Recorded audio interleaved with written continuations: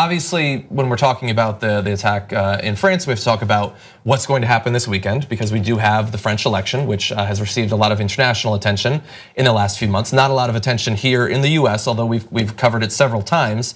And you had Donald Trump tweeting this, if we could bring it up. Another terrorist attack in Paris. The people of France will not take much more of this. Will have a big effect on presidential election. He was asked, or I believe Spicer was asked this morning, who he backs in this election, and he would not say who, which is not typically Donald Trump's thing, which makes me think that he's uncertain about how it's going to play out. If he was really sure that Le Pen was going to win, I think that he would say it, because philosophically they do share quite a bit. They've talked before. Now, there is some precedent to think that this could affect the election. We certainly have worries about that when there's the possibility of a terror attack right before one of our elections. But it's a complicated situation, and the polling has been fairly consistent for the past few months, which has led some poll analysts here in the US to say that that has less to do with what people actually believe in France and more to do with massive herding, where pollsters are massaging their results to make them more in line with some of the better known polls. But we also have the different candidates halting a lot of their campaigning and coming out with statements about what needs to happen in terms of ISIS and the threat that it poses, with them sounding very similar actually. We need to take the fight to ISIS. Le Pen saying we need to shut down Islamist mosques across France and also stop foreign travel to some extent, stop the inflow of refugees, which I always find ironic that those calls go out, even though this is once again a French national that committed this. I love when policies would have no effect whatsoever on the event that triggered them. But that is going on, and we have less than, I believe, 24 hours until the actual vote. And that is going to have such a strong impact on the future of France and perhaps the future of the EU.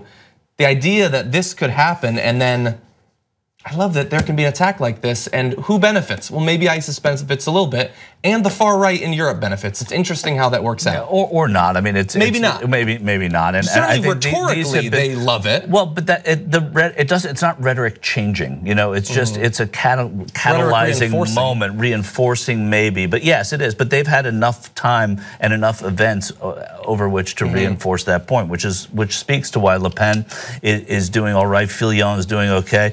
You talked about the president not endorsing anybody, but President Obama, you'll remember him. He phoned Macron and said that he's, which makes people think that he's supporting him, which I think is a popular thing overseas. It's still a popular thing to have Barack Obama's, signature on your mailer. So I think that's important stuff. Okay, I'm going to punch back here because the right wing instantly politicized these. Now, here in America, if there's a mass shooting, they say, don't you dare talk about politics.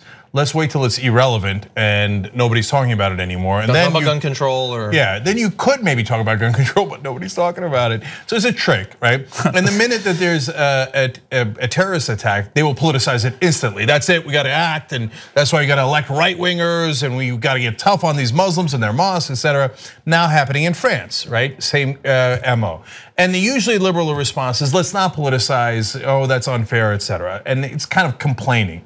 That's not my response. My response is, no, if you vote right wing, it will help the terrorists. Because this is exactly what the terrorists want. Why do you think they did it right before the election?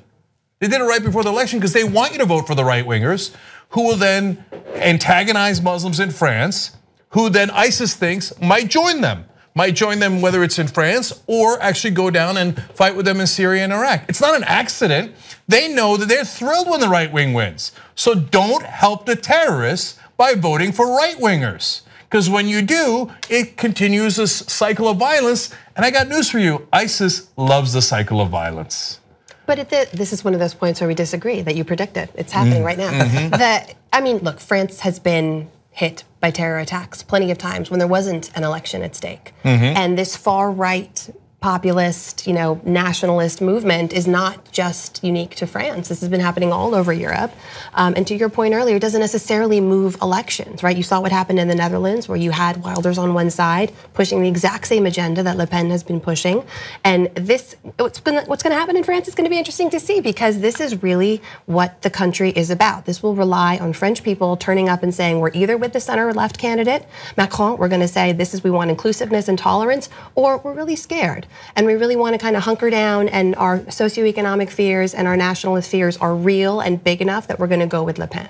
So just to address that real quick. So number one, of course, there's been attacks throughout, right? But this is the one, as we talked about earlier in the show, that is most connected to ISIS. They took responsibility quicker. There was apparently some communication ahead of time. Just because they took responsibility, we don't know that. No, I know it's not a certainty. That link yet. It's not a certainty, but for the moment being, it appears based on the information we have that it is more connected to ISIS than some of the other attacks. Or at the very least, they want people to think it is. That's why they came out so fast. And they're politically naive. That's true, but they did it faster. They're politically naive too, because there's going to be a runoff, so they're wasting it. So they want to push, and Osama bin Laden said the same thing. He's like, look, we want you to attack Afghanistan. We want you to attack Iraq, so you could waste your treasure and you're going to bring the soldiers for us to kill. It makes it so much easier on us, right? So they tell you, it's very obvious. You know, some on the right say, well, if they tell you that they're doing it because of Islam, you should believe them. Well, when they say we want the right wingers to win in your country so we can have more wars, you should believe them. And that's why this happened, I think, today. Not to say that it's the only reason. Yes, there's been many attacks throughout. Our reporter Jordan Chatton broke the Donna Brazil story. He was right, she just apologized for it. Help us get more reporters like that. You're the one responsible for that. Thank you, and let's do more right now at tytnetwork.com/go.